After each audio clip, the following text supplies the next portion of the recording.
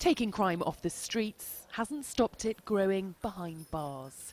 But this unit, now searching the cells of HMP Garth in Lancashire, is one of the new specialist teams being rolled out across the country to combat drugs and contraband in prisons. We're finding quite a lot of mobile phones, drugs and related paraphernalia. It doesn't finish there, we also recover drones. And this is stuff your team are finding every day? Yes. These new officers are the latest in a series of measures to combat the growing number of drugs and mobile phones getting into prisons.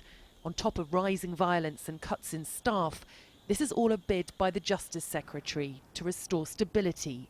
There's no one single answer to the problems of drugs and violence within our prisons, but what we're announcing today builds on a number of other measures that we have taken to ensure that we have prisons which are law-abiding, that don't have the level of drug use that unfortunately we have at the moment, and help us bring down the level of violence that we accept is too high. But it's also about tackling the causes. This arts class is an example of the rehabilitation, education and therapy on offer at HMP Wymot.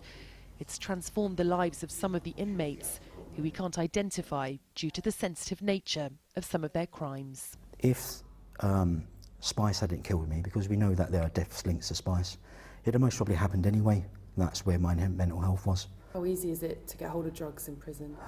If you know the people, you know, you can get what you want, really.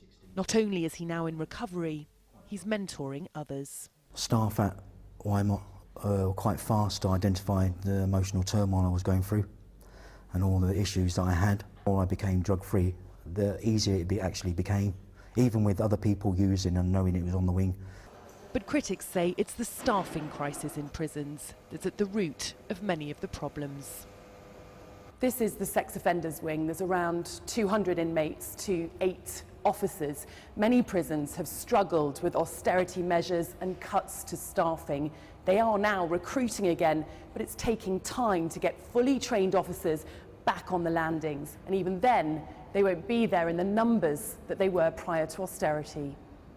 While investment is welcome, tackling violence is still a tall order for prisons, with the ongoing challenge of keeping drugs out. Sally Lockwood, Sky News, Lancashire.